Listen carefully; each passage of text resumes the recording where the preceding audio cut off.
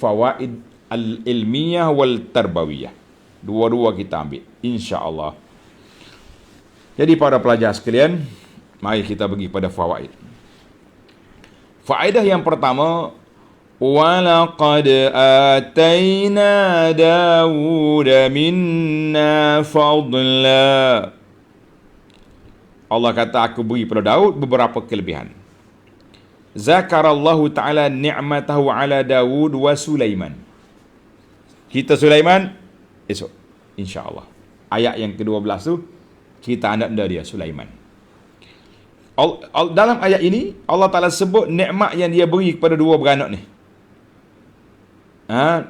Nak bagi tahu bahawa kalaulah Nabi dulu ada nikmat, Nabi kamu ni yang ada di depan kamu sekarang, masa itulah, hei puak Quraisy, iaitulah Muhammad sallallahu alaihi wasallam, kami juga telah bagi nikmat yang banyak kepada dia. Kenapa kamu engkar?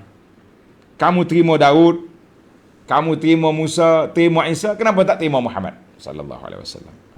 Itu satu. Yang kedua, Allah Ta'ala perintahkan kepada bukit, ya jibal awwibi mau. Bukit, banyaklah bertasbih bersama Daud. Ulama kata apa? Annal jamada yudriku khitab Allah. Benda-benda yang tak ada akal ni, jamak ni benda tak ada akal. Benda-benda lah, bukit, bukau, kayu, batu, apa benda ni, semua makhluk ini memahami khitabullah kepada mereka. Mana arahan Allah Ta'ala dia tahu. Tuan-tuan, dalam ayat lain Allah gambarkan kepada kita bagaimana bukit, batu-batu jatuh daripada atas. Pom. Terbelah bukit, keluar air. Kenapa? Min khasyatillah, kerana takut pada Allah Ta'ala. Tapi hati manusia yang keras, asyaddu qaswah, lebih keras, lebih pejar daripada batu-batu yang pejal itu. Mana hati manusia? Tak menangis kita. Berapa hari dah kita tak menangis takutkan Tuhan? Malah Ustaz, saya semalam baru menangis. Makcik ni cakap, kenapa cik? Cerita Korea tu bini dia mati. Tengok cerita Korea kau boleh menangis, baca ayat Allah Ta'ala kamu tersengih lah. Ni hadha khitab lil qulub.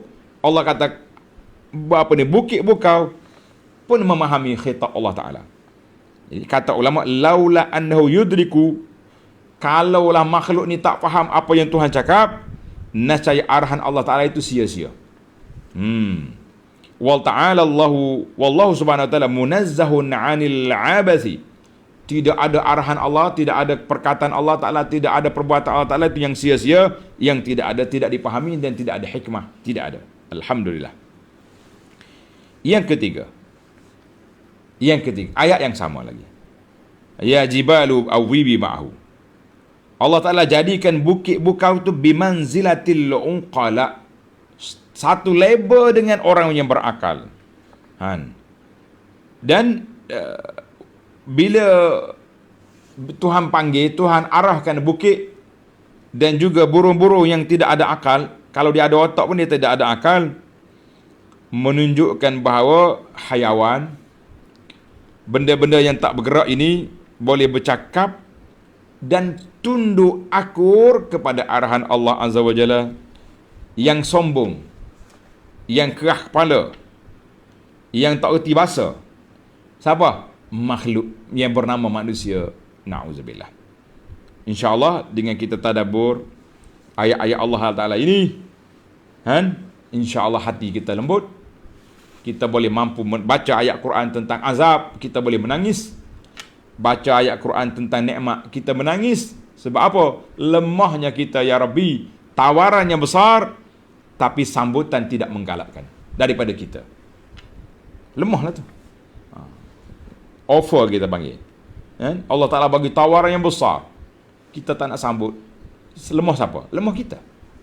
Masya Allah. Yang keempat, Allah perintahkan Nabi Daud AS, ya Daud, ani'mal sabirat, buatlah baju besi. Kata di ulama tadabbur, dalilun ala ibahatil lubsid duru', ayat ini menyatakan harus kita pakai baju rantai, baju besi. Langkah-langkah penjagaan ikhtiar. Wa annaha la takun mu'athirah fit tawakkul wal firar minal ajal. Orang pakai baju besi bukan makna dia lari daripada tawakal. Bukan makna dia lari daripada ajal yang telah ditetapkan oleh Allah. Tapi ini satu langkah keselamatan.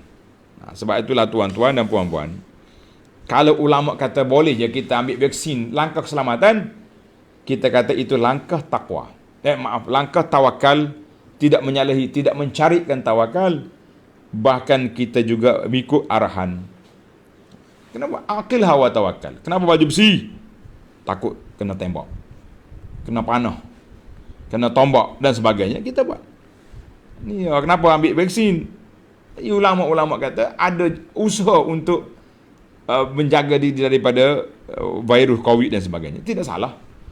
Tapi kalau awak kata saya tak mahu ambil lah, saya tawakal Allah tinggi, silakanlah. Tidak, kita sudah kelahi dalam masalah ini. Nak ambil-ambil tak saya ambil-ambil. Wah, sedap cakap. Habis kalau kita tak ambil, ni main sejahtera tak boleh masuk kedai, itu awak punya pasal lah, itu peraturan. Dan saya cakap tentang dari sudut undang-undang dan tawakal. Habis tak salah lah tu. Kita pergi panggil wali naubah ke, kita pergi panggil geng-geng apa benda. Elak. Kita tawakal dari sudut yang disyariatkan oleh Allah Azza wa Jalla. Tapi kalau kita berlindung, aku minta berlindung diri aku ni daripada penjaga-penjaga dengan wali-wali, lah, itu jangan pergi, bahaya itu. Kan? Saya tak percaya. Saya tawakal pada Allah tapi panggil lah. Lain. Yang ni secara fizikal. Yang itu pergantungan hati. Beza dua, tuan-tuan kena beza kak kita ni. Bila benda gaib kita percaya, maknanya gantung hati kita dengan dia. Tapi kalau benda fizikal depan kita, itu tak ada masalah apa-apa. Kita kata tengok dia bila mari apa ni, benda yang zahir, boleh. Ustaz kata tak boleh minta tolong dengan makhluk, tapi ustaz suruh orang buat tu angkat barang. Ini pun satu lagi penyakit. Kita tak boleh minta tolong dengan makhluk yang dalam perkara yang hanya di bawah kuasa Allah Azza wa Jalla. Tapi kalau nak minta tolong orang angkat, tolong buat rumah, tolong buat air, itu memang kuasa kita di tangan kita. Jadi kita kena faham lah bercakap. Jangan cakap merapu tak itu pasal. Baik, kita pergi kepada yang kelima. Yang kelima, Allah Ta'ala sebut di sini, ani'mal sabiratin wa qaddir fis sardi. Daud buat baju besi, tapi dengan teliti. Jangan buat cincai gitu ya. Ulama kata apa? Dalilun ala ta'allumi ahli al-fadli as-sana'i'. Dalil mengatakan orang yang hebat-hebat, orang yang kuat, orang yang hebat, tak kira lah taraf kita tok guru ke, tok syekh ke, pak kiai ke, tuan profesor ke, tuan apa ke, tuan haji ke, puan hajah ke, tidak salah. Tidak mengurangkan darjat kita kalau kita belajar ilmu teknikal. Tak ada tak. Ustaz buat apa tu? Duk baiki kasut. Allah, ustaz baiki kasut. Hinanya. Siapa cakap? Rasuli Rabbil Alamin. Nabi kita salat yakhsifu na'lahu wa yarqa'u sawabahu. Jahit baju dia cari. Jahit dia punya kasut. Nabi sallallahu alaihi wasallam. Kita baru tarah pak imam kampung. Maaf, marah pula untuk imam kita. Kita bertarah setakat ni tak mau dah. Jadi kata ulama, belajar ilmu sina'ah, ilmu pertukangan ini tidak mengurangkan darjat kedudukan awak, bahkan menambahkan kelebihan. Tambah kelebihan? Naam. Dalam hadis yang sahih yang dikeluar oleh Imam Al-Bukhari dan Al-Miqdam bin Ma'di Karib, sabda Nabi sallallahu ma akala ahadun ta'aman qattu khairan min an ya'kula min amali yadihi. Nabi kata tidak ada mana-mana orang yang makan hasil rezeki lebih baik sama sekali daripada orang yang makan hasil daripada usaha tangan dia sendiri. Wa anna nabiyallahi Daud kana ya'kulu min amali yadihi. Dan Nabi Allah Daud dia makan hasil daripada usaha tangan dia. Allahu akbar. Jadi ayat ini nak mendalil kita boleh buat kerja. Sebab itulah kita dengar kenal ustaz-ustaz kita ni kuat dia. Dia mengajar, dia jadi imam, tapi dia juga jahit baju. Kita kata mulia kerja. Ustaz zaman kita ini tukang masak. Siapa dia chef kita masak ini? Tuan Al-Fadhil Imam Besar. Masya-Allah, tidak hina. Musim PKP baru ni ramai lah ustaz-ustaz jadi tokek. Tokek lagi perak, tokek nasi Arab, tokek macam-macam benda. Yang buat ni koko, melo, macam-macam kerja. Kita kata tidak mengurangkan, tapi jangan pula ustaz tak mengajar dah, so ustaz sibuk dengan bisnes. Jangan lah. Ni Allah kata waqaddir fis sardi, ukur barang itu dengan teliti dan guna masa dengan sesuai. Jangan sampai tak mengajar dah ustaz. Kenapa? Sibuk dengan jaga kilang. Tak boleh macam tu. Ada orang tanya tu, Abu Anas tu dah kurangkan jadual tu kenapa? Saya tak mengajar dekat Facebook ni je, tapi saya mengajar dalam kelas kepada pelajar-pelajar, kepada banyak lagi kerja. Jangan kata ustaz malah dah nak habis PKP tu, jangan. Tak baik. Yang keenam, waqaddir fis sardi, Allah kata kadarkan dengan secukup bahan. Ayat ini dalil ala tathabbuti fil amali. Ayat ini setiap kerja yang kita buat mesti itqan. Mana itqan? Teliti, halus, cermat. Ini ayat ni suruh cermat. Mana kalau kita nak jadi tukang apa? Kena cermat. Tukang jahit baju, biar cermat, baju orang comel. Tukang buat meja, biar sama.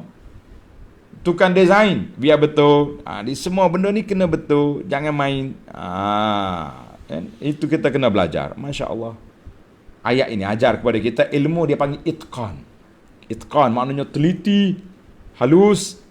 Sebab tu kita nak minta kerja, kena sesuai dengan kepakaran kita, kepandaian kita. Jangan minta tak terpasang.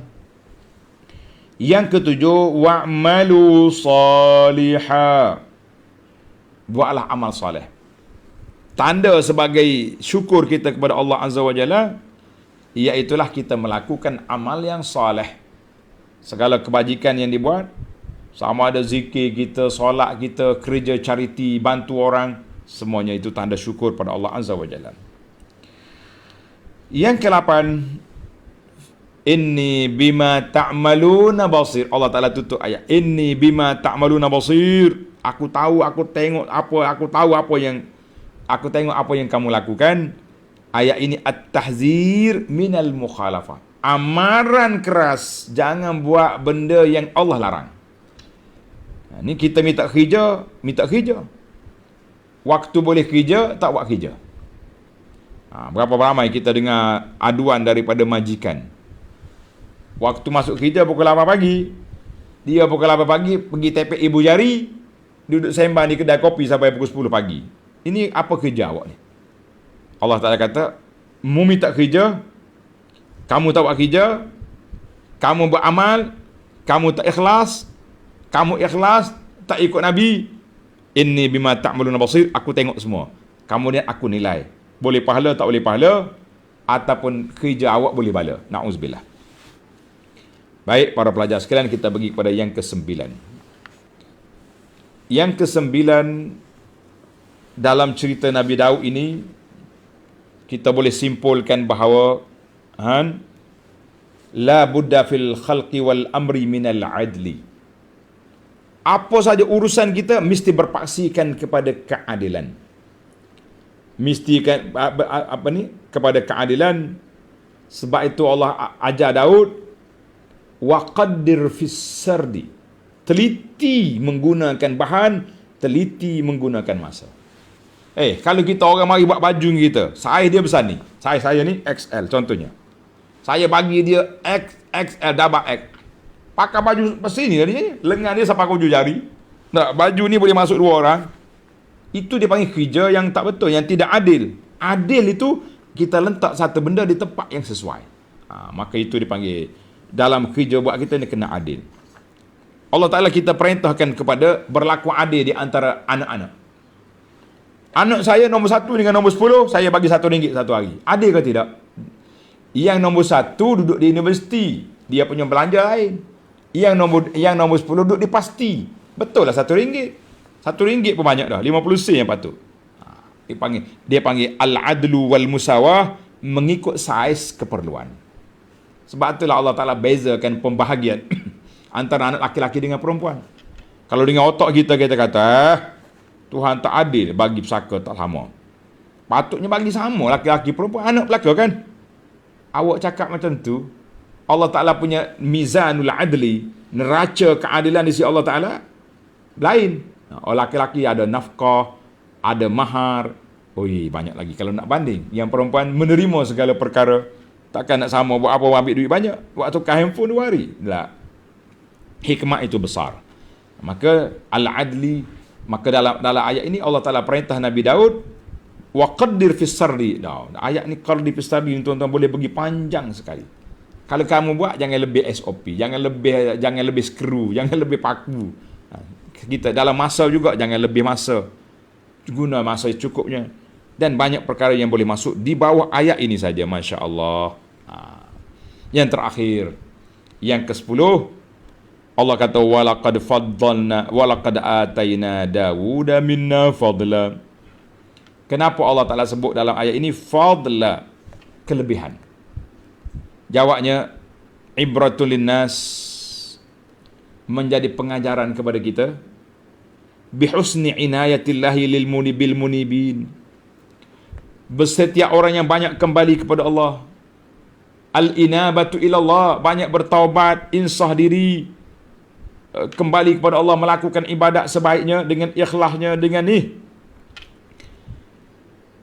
orang ni akan mendapat inayatullah, akan dapat penjagaan daripada Allah. Maka dengan ini, ta'zridan bididda zalik, ayat ini memperingatkan kita, mu jangan lawan benda tu. Mana kalau kamu buat tak baik, tak amal, tak soleh, Allah Ta'ala tak jaga kamu. Bila Tuhan tak jaga, tidak duduk di bawah inayatullah, maka kita duduk di bawah inayah nafsu, di bawah kawalan syaitan. Tuan-tuan boleh bayangkan apa perangai orang itu. Wallahu alam. Mudah-mudahan 10 perbincangan, 10 faedah kita ni besar. Sebab itulah tuan-tuan dan puan-puan, dengan ilmu tadabbur ini sekarang ini, hari ini terserlah i'jazul Quran. Kenapa Allah Ta'ala ulang balik? Dan banyak kisah yang kita sebut hari ini tentang Daud, belum kita sebut dalam ayat-ayat yang lain.